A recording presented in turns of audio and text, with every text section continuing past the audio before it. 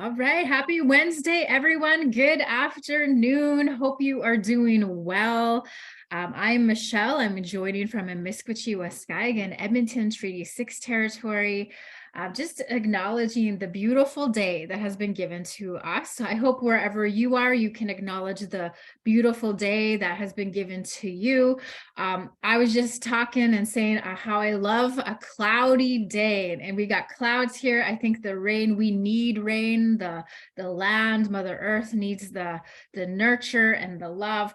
So to me, I'm just loving today, even though the sun is not shining, I'm just loving today. So I hope wherever you are, that you take that moment of gratitude and honor the gift that has been given to you, the gift of this day, the gift of this moment. So we welcome you to Cando, a Wednesday webinar. We are here just letting you know the next 3 weeks, there will be no webinars. So you will have some time to, just rest maybe the mind, because all of this Cando webinar is all about building capacity. It's all about learning and taking in the knowledge and growing. And I think that that's so important. But also, I think it's also important to take time for fun and to rest and recharge. But we will be back here the second week in July. So I hope that you will join us then. All right. So I'm looking forward to today. We got a good friend, I'd say an auntie, who's been a really good relative to Cando. Trista is joining us. She's with Co-operatives First. I believe she's joining from Saskatchewan. I was going to say Saskatoon, I think, but we're honored. She's been part of our Cando family, with these webinars, but she's also been a mentor, we had the Indigenous coaching programs. And so she's been a very important auntie, important mentor to our young people. So she's been with our family for a while. We are honored that you are here, Trista. We acknowledge the gift that you are. We acknowledge the knowledge that you bring to the table. And we acknowledge the story as well. Like I know that we've gotten to hear your story, and where you started and where you are right now. And it's just such a empowering, remarkable story. So thank you for being here. And it's an honor for me to be able to introduce you. She is a member of the Little Pine First Nation in Saskatchewan, and she's the Director of Indigenous Relations for Co-operatives First. So her role with Co-operatives First, she works alongside community members to form new businesses based on the cooperative model, which is an excellent model. Her support with business development and planning helps guide groups through the process of starting a successful business. So her professional experience includes various marketing roles, as well as writing business plans for Indigenous startup companies, a tireless advocate for Indigenous business. She's also a founding board member of the Indigenous Chamber of Commerce in Saskatchewan, and holds an MBA from Edwards School of Business at the University of Saskatchewan. So here we have this well-educated Indigenous woman who is, all about supporting and developing and community engagement in our midst today. And I think she, her story of humility is just such an example of, what we need in our organizations, what we need in our communities. So a little bit about what she's going to talk about today. So she, of course, is going to talk about Co-operatives First and your way together. So they've been supporting cooperatives since 2016. So Co-operatives First was launched in the summer of 2016 to create awareness and assist co-op development in Indigenous and rural communities through Western Canada. So since its inception, Co-operatives First have supported 173 projects. Let me say that one more time. 173 projects, which is amazing. So incorporated over 80 cooperatives, created online courses, delivered workshops, and business support with 3 websites for co-op development. Woo! In 2021, The Your Way Together program was launched for Indigenous communities, leaders, and entrepreneurs interested in cooperatives. So there's a website, a guidebook to Indigenous co-op development, a newsletter, a new Facebook page. So in today's webinar, she will cover the products, services, and educational tools that are offered by Cooperatives First, and a sneak peek at the relaunch of Your Way Together program. So I just feel like what she brings to the table is realistic, tangible ideas, innovative ideas that you could implement. You could take pieces and, build your capacity. So she's bringing a lot to the table today. So Trista, we're honored to have you, and the floor is yours. Thank you so much, Michelle, and thank you, Cando, for inviting me here today. I am in Saskatoon on Treaty 6 territory, so and thank you for joining from the areas where you are. Today, I will just cover who Cooperatives First is and kind of our history and the products and services we bring and how we support communities throughout Western Canada.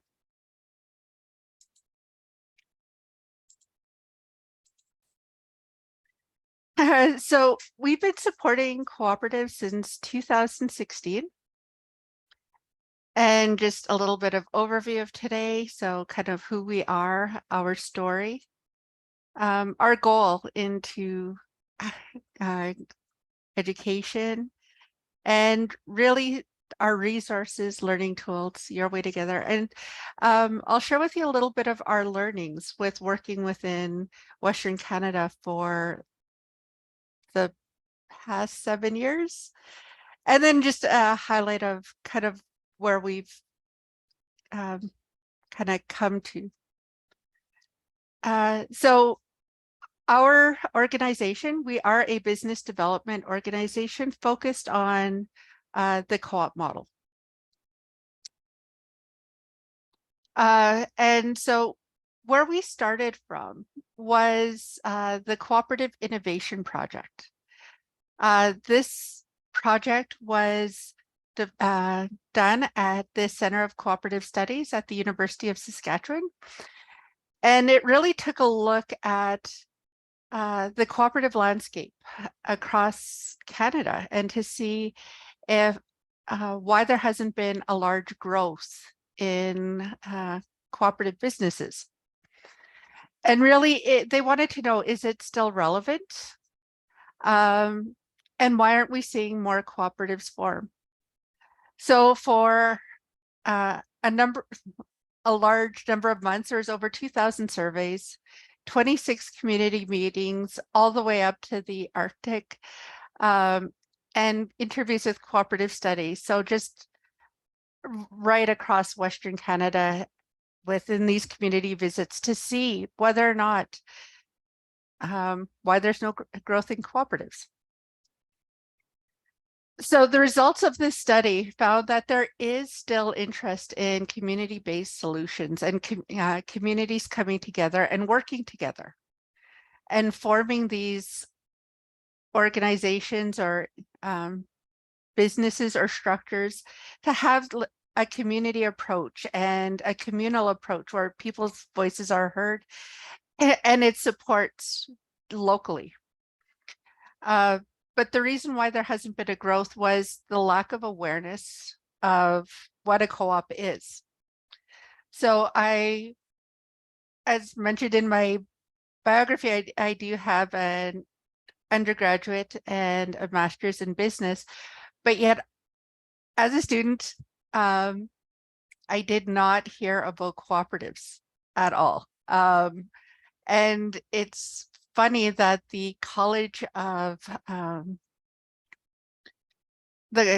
Commerce, as it was called back then, is right across the road, like right across the road from the Center of Cooperative Studies. And yet we had no knowledge of what they did or what co-ops are. We're just told it is Oh yeah, that's another type of business. But if you want to learn, you can go across the street, but as a student, you don't really think of those opportunities. So there was that lack of awareness even within the university. And then there's also a lack of resources of how to build co-ops, how to start co-ops. There are quite a few co-op organizations, but if you're unaware of the model itself, why would anybody seek out these resources? So the solution out of these issues was the creation of Cooperatives First. Here we have like the Federated Co-op. So Federated Co-op actually, part of their giving back to the co-op sector, funded Cooperatives First to help create awareness and help start up cooperatives in communities throughout Western Canada. So from British Columbia to Manitoba. So our initial goal was to create co-op education and awareness of the co-op business model. So we strive to increase understanding and awareness of cooperatives, to engage rural and Indigenous entrepreneurs who are interested in working together and group entrepreneurship. And we wanted to create a seamless customer journey. People, starting any type of business is hard. So from marketing, cost, the cost analysis and all the financial documents, getting through the paperwork of incorporation and bylaws. And it just seems confusing for people who are just getting into that. So we were created to try break down those barriers and make it as easy as possible, to support and just to be the help that communities need to create cooperatives. And we continue to engage stakeholders and partner and create partnerships with other organizations to really well equip the communities that we're working with.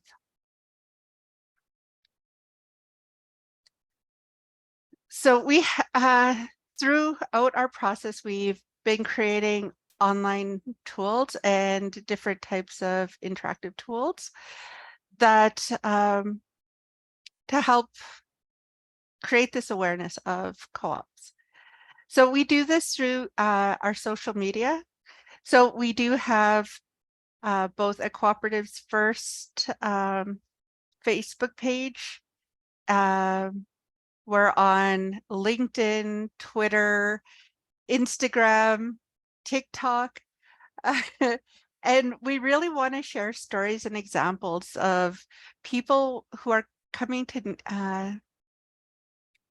with their own solutions into their own communities to help try inspire others on thinking we can do that. We have the people power. We have the need. We have the knowledge in our communities to create something great. And if this community can do it, so can we. We also have blogs and podcasts. So our podcast is called The Common Share. It's available on our website as well as Spotify and Stitcher and everywhere else you can get your podcasts. It's called The Common Share, where we interview people within the co-op sector and also new cooperatives. As we're working with groups, we also like to tell their stories to promote their co-ops. And also we find that people learn best from hearing examples of other people's stories and like creating that network of co-ops and learning and education. We have stories that we've actually gone and interviewed different co-ops, a video series called the Back Row Diaries. And we also have monthly newsletters for depending on your interests. So if you're just interested in learning more about Indigenous co-ops, we have the Your Way Together. If you're interested in rural cooperative development, it's the 3 Good Ideas. And we also have a governance newsletter. So depending on how you're involved within the co-op sector, we have a newsletter for you. And we also have a Cooperatives First newsletter available for everything. So, so part of our outreach and engagement is we do host free webinars and our newsletters. And we really like to focus on economic development topics, Indigenous focused events, and cross-community partnerships. And I will kind of get into those a little bit later. So this webinar that was held in January of 2022 was Reconciling Our History with Charlotte Ross. And it was really to talk about the history of cooperation within our communities and how that's been around since time immemorial. So we also record our webinars and host them on our websites as well. So we have some tools and key resources. So many of our online resources are available for everybody, including our workshops and webinars. Because we are based in Western Canada, we don't want to not provide a benefit to people outside of our area that in which we help. So that's why any of our workshops, webinars, or our tools are available for everyone. This website, the Co-op Creator, is actually our guide. So within our staff, everything we do and how we work with groups, including bylaws, sample bylaws, we have a work plan. So if you're going to start a co-op, there's certain guidelines and timelines that you have to fit within the legislated mandate. So within the first, whether or not it's 3 months or 12 months, you have to update your bylaws and you have to hold your AGM. Those vary per province and per legislation. So we want to make it clear. So you actually can pick the province you're in and the type of support you need, and then it'll walk you through those process.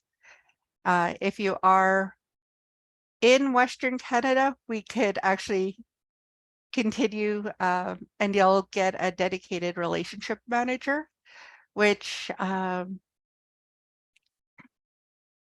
most of the time it's me. So, that I would be able to help walk you through and ensure that you're meeting, the requirements. And then we also have a Your Way Together guidebook, which is really a guidebook that shows kind of the legislation and rules if you are going to start a cooperative on nation. So there's different laws and different regulations that people within the communities have to learn. And so it is just an overview of things that you may be aware of or may need to be aware of when starting your co-op. So this is we have many online and distance education courses that are available, that are open. Just feel free to go to cooperativefirst.com and sign up. We have a Creating Connections workshop. And the next workshop will be held September 12th, 2023, so later on in September. And within this workshop, it's a 3-hour online workshop dedicated for economic and business development professionals. So participants in this workshop explore unique, like the unique cooperative structure and how it could support its regional strategies. So this workshop is practical, results focused, and delivered by expert practitioners. And also this workshop is accredited by the Economic Development Association of Canada. So you can get your hours by taking our workshop. We have an Intro to Co-ops online course. The Intro to Co-ops actually goes through step-by-step of talking about the model, what a group needs, or helps understand the structures, the different types of co-ops, and how you can build your own cooperative.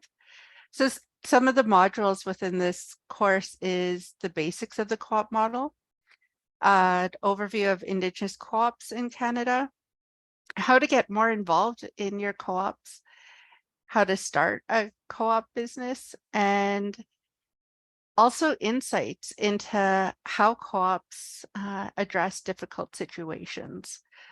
So it really is for people new to cooperatives or would like a refresher. We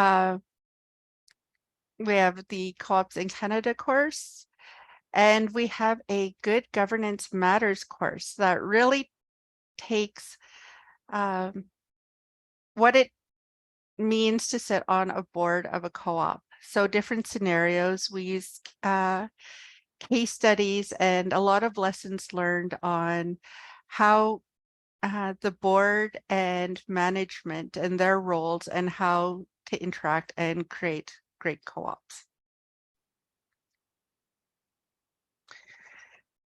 And this is something we're actually pretty excited about.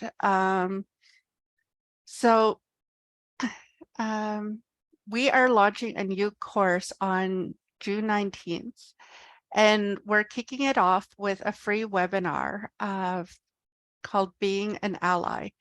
And it is hosted with John Lajamode and Winston McLean. And it is to kick off the course, the Indigenous awareness course, and it will actually highlight and have videos with John and Winston going through about learning about Indigenous people and their history in Canada, what led to some of the challenges facing communities today, and also how to participate in reconciliation and how to become an ally. This course was actually launched because people within the co-op sector and really are wanting to learn how to become an ally and how to get their co-ops, establish co-ops, aware of reconciliation and what they can do to move forward in a good way.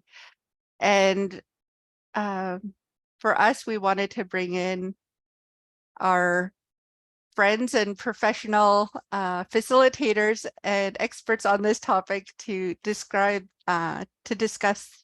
this in a meaningful and respectful way. So it is a free webinar. It's open to everyone. We also have a lot of startup supports. We have what we call an Explore Opportunities workshop. We also provide incorporation support.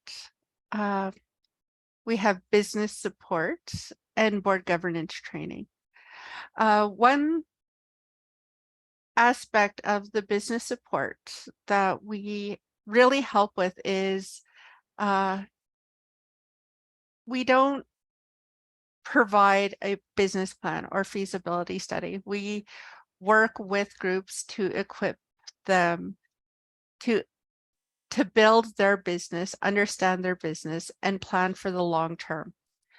Because at the end of the day, they are the ones who are owning this. They are the decision makers, and they're the ones who need to be the ones to know how to continue running it. And all we're doing is supporting the communities and bringing in any other supports that they might need to continue and create their great co-ops. So the last kind of support we have is we have relationship management or relationship manager. And our job and our role as a relationship manager is really listen to the group to understand the issues facing this community. When working within communities and assisting with community development, there's been a history of consultants or outside communities, outside organizations coming into a community and saying, I know what your problem is and I know how to solve it. And like, and in all honesty, no, we don't. But it's to ensure we know how we are the experts in co-ops and how to structure co-ops. But we also need to know how to structure the co-op to fit the needs. It's not the other way around. It's not the community trying to fit the co-op in. It's getting the co-op to be a good fit. And that's our role, is to learn from each community and each group. And then working through and discovering the opportunity. And it's not us saying, okay, you guys should market this or you should build this. No, it is the community saying, this is our need. Say we want an artisan co-op, and the group doesn't really want to work together in a store. They want to do it online, and we want to hold our meetings and we want to have 100% consensus. So what we do is we'll build those into the structure and say, oh, okay, they want to hire one person to run the day-to-day operations. Okay, well, we'll build a structure that way because that's what the community wants. We'll also walk through kind of the business model canvas and stakeholder analysis, which is really, I find the stakeholder analysis super important, but it's the terminology is just a little different, but it's really focusing in on seeing the assets within the communities. So what each group brings to people, who are the support organizations that you can get to either gain financing or help with marketing, or there are so many organizations out there. So we will help and suggest to different groups of, well, there's an organization that focuses on online marketing. We can bring them to the table and seeing if they can support you in this venture. And then from there, we'd actually determine the structure of the co-op. And we ensure that the co-op is structured as the best fit for the community.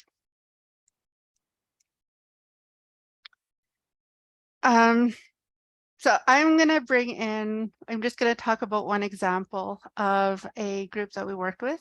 I love this group. It's the Kichi Anishinaabe Kanichiwat Community Services Cooperative. And this cooperative was created to preserve language and traditions. It is an elders co-op, and they went to their economic development officer and they wanted to create a nonprofit cooperative. Actually, a nonprofit corporation. But the economic development officer had attended one of our events and one of our online workshops and actually saw that a co-op model fits more within how they wanted to structure, because there was not one person making all the rules, but they really did work on consensus. They wanted to share the workload, and kind of what they found was each individual elder had their own gift and ability, and what they brought to the organization. So one was very well versed in the spoken language. One actually taught the written part of their language. Some did land-based learnings, and some did traditional and cultural games. And but they found that when people needed an elder, they would just call somebody from their nation and just say, hey, can you come say an opening prayer? And like not realizing, or can you take part in this ceremony, and not realizing each one of them that they could coordinate amongst themselves on who would be the best fit for whatever is being asked. So when they came to us, they asked for incorporation support and board basics training. Well, first it was the incorporation support. So we actually incorporated them as a cooperative. The reason why they wanted to start this cooperative was to access services like grants and insurance, and to be taken seriously as a business, and to really take on more of the role instead of being a contractor for a cultural camp, that they could actually put on the cultural camp themselves and access those grants to do that, and to be the ones to make the decision on the best way to roll these camps out. And then as we were actually really honored last summer to attend their very first cultural camp. We also helped support with the board basics training, which included work like how to conduct AGMs, what kind of paperwork and regulations that they need to continue being a cooperative within the province of Saskatchewan. One thing I wanted to say about their incorporation and as they worked through the incorporation is because they already came to us and they had their idea, they had their vision, they knew what they wanted to do. All we had to do was help them get it down on a piece of paper to submit to the province. For them, it was quite important to have their language in the incorporation document. So it's actually weaved into the official incorporation statements within the province of Saskatchewan. So that was the first cooperative or business that actually was written in a traditional language. So we were really proud to be a part of that. And we continue to have a relationship with these elders as they continue, as they hit like little bumps in the road, or they have questions on certain protocols. We are always here. Once you're brought into the Cooperatives First family, we'll continue working with you, and as long as you need us, and we can try provide you support or help you with answers to any of your questions. Which brings us to the Your Way Together section. So Your Way Together is really focused on the Indigenous cooperatives. And we wanted to create a section where it was really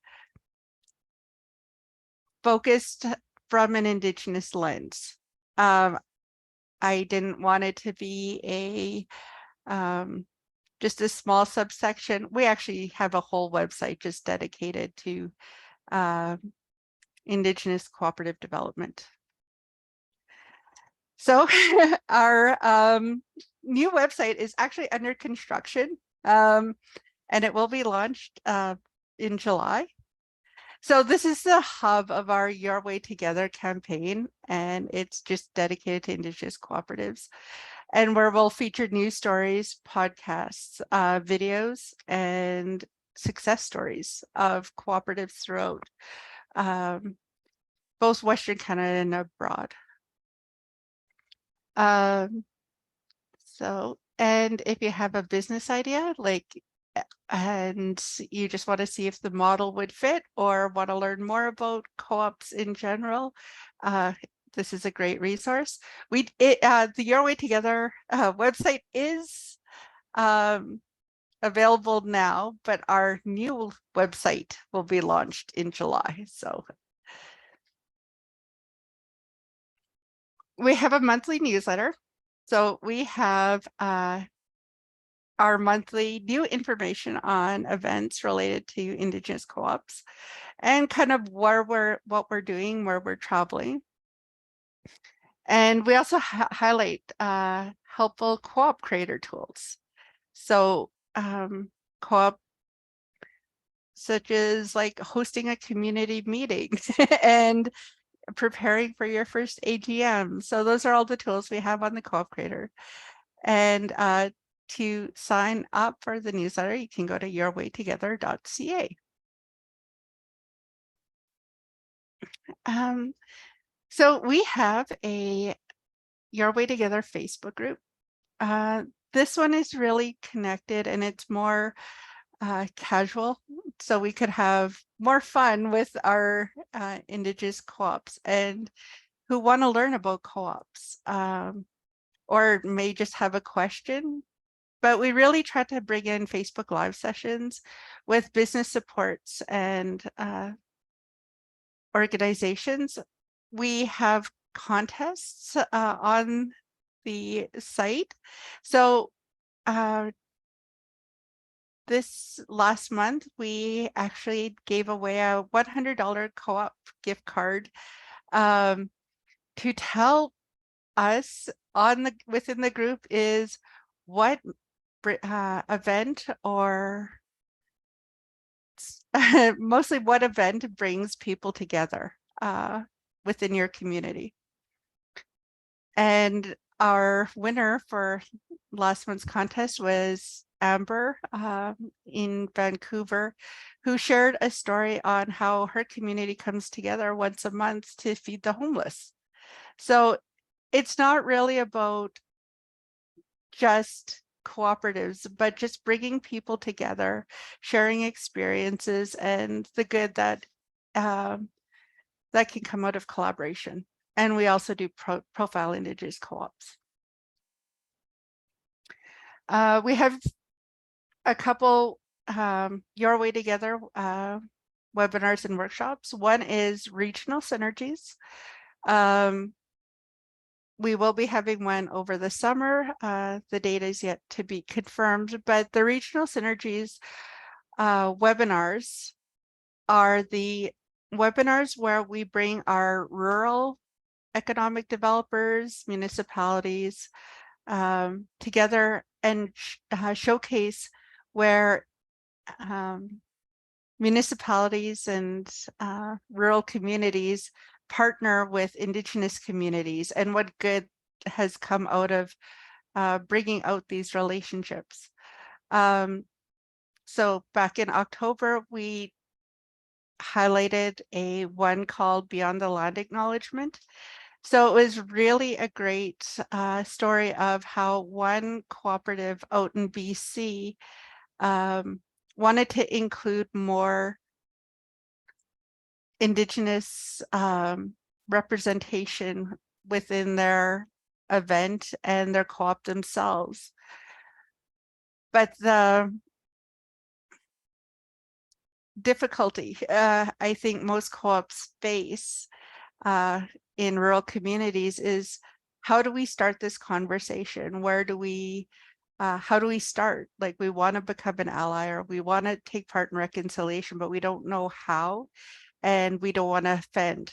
And that's usually very difficult. So we created this regional synergies webinar to bring across like everybody we work with, so both the rural and Indigenous, to create this space where people can learn and ask those questions without being offended, and hearing of how communities have done that.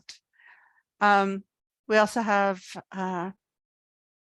webinars on, we'll have cooperative profiles, and we'll invite co-ops to tell their story. And then we also have history of cooperatives in Indigenous communities and professionals in those to bring out and highlight the history. So as a fairly new organization, although we have been around, we still have a lot to learn. As I had mentioned before, we are the experts in the co-op model and getting the co-ops cooperatives started. And some of our learnings, we have, our communities are unique. And we do not take the approach that we know the community and we know the community needs. And the co-ops must be structured and be as unique to the community as they are. And there is no template approach. I get that question actually quite often, is like, I want to create a co-op here and then do it in this next community, and they'll be done. It's like, no, it really is about the people. It really is the community approach. We must listen to the communities to help us guide during this process. And our processes and teachings will adapt to each community's needs. I'll do a little plug. Our latest podcast that we hosted, that we did, was, I met with Native American co-op developers in the US, and we discussed the how we need to come to an approach from the community mindset. So starting with the building of abundance, because Indigenous teachings, Indigenous learning, and our culture is the proper way that we should be building our communities and building from within. And let's just be that support that we can help grow and help communities prosper, because that knowledge is there, and we're not,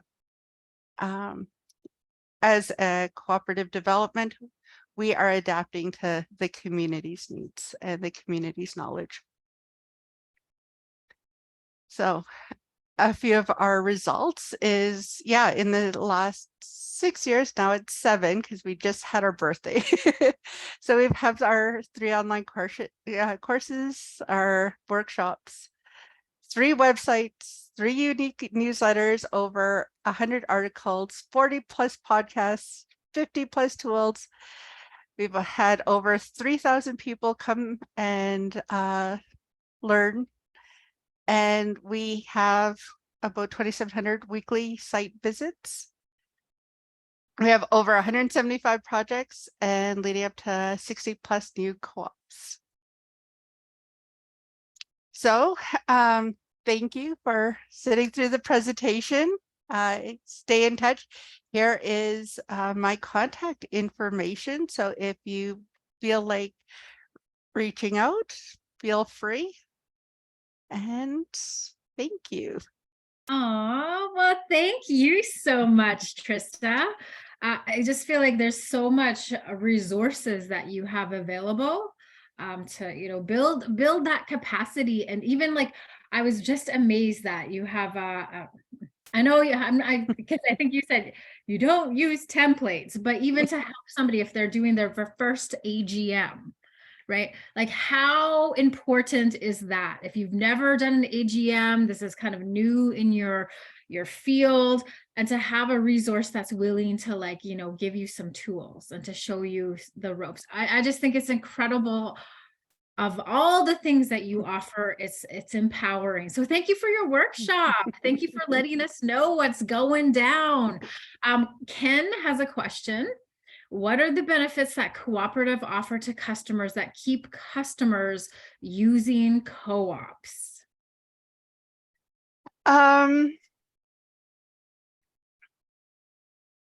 So if it is a consumer co-op, when you have the co-op number, you are a co-op member. And as a member, you actually are an owner. So with that co-op number, you can go and vote in the AGM. You can run for the board. You can be an owner, or you can, some co-ops actually have dividends. So you get a percentage of what you pay back. So that is usually the benefit of like a consumer co-op. The ones that I've noticed, like either a producer or marketing cooperative, is how I would describe co-ops and how many of us within our organization is, our cooperatives are created to benefit the members.